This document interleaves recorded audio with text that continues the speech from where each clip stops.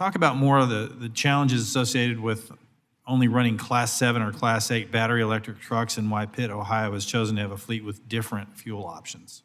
Sure. Thank you, Chairman. In terms of hurdles, I would say there's 3 buckets to consider. It's technology, infrastructure, and cost. So from our experiences, the technology was not readily available until 2 years ago for initial demonstration projects. In fact, we were one of the early fleets to bring battery electric medium-duty trucks into our operation.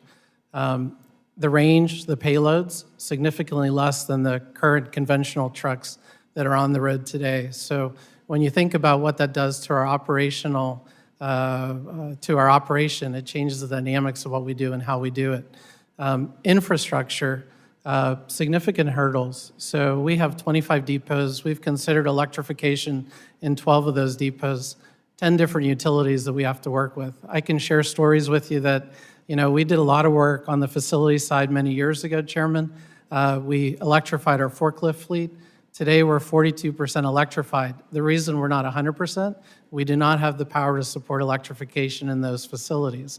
So those are small loads. As we talk about medium duty, heavy duty, it's a very large load that we're bringing to the grid. And those projects to electrify our depots are taking a long time. We have an electrification project today that will have taken 2 years from start to finish to get 3 megawatts of power on site. And that's just for a small project. And we're ahead of the curve. And then lastly, I would say is cost. So what we've seen pre-incentives, 3.5 to 4 times the cost of a conventional vehicle. We have seen significant cost increases over the last 2 years for conventional vehicles.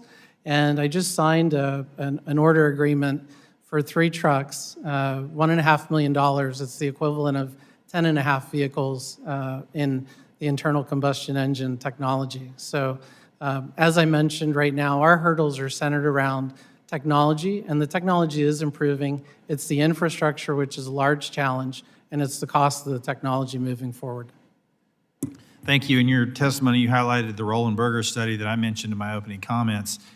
Can you give us a little bit more about the real-world electrification challenges raised by that study? And I guess I'd like to know how difficult it would be for the trucking sector to meet both the Biden administration's carbon reduction goals in addition to what California wants to require. There are a lot of folks working really hard to move this forward. In terms of that study, a lot of the charging that has to happen for our fleet has to be behind the fence charging. So that's a significant investment of resources.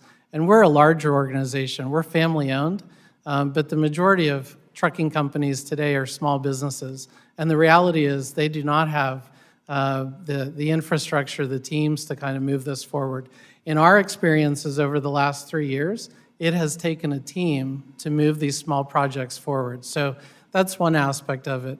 The other piece is from a duty cycle standpoint, in the Roland Berger study, there's a lot of investment that's going to have to happen in corridor charging.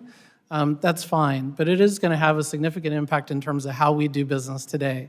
During the day, our fleet does city deliveries. At night, they do line haul deliveries, which are terminal to terminal. We average 520 miles a night. We have drivers that operate over 600 miles a night. That is not possible if we have to stop and recharge for 30 minutes to an hour. So there are some significant hurdles. I think the study does a good job of shining a spotlight on the significant investment that's going to have to happen.